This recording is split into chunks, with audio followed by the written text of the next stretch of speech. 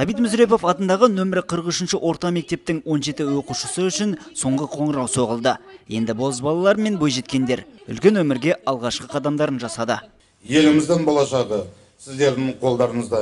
Сондықтан да жоғары білімді азамат, білікті маман болыңыздар. Еңбектің ең үлкені білім.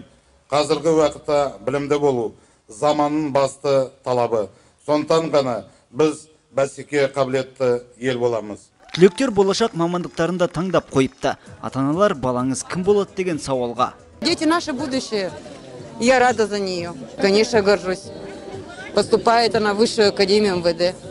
Хочет стать криминалистом. Это моя радость, моя единственная опора, и мы собираемся поступать в медицинскую академию.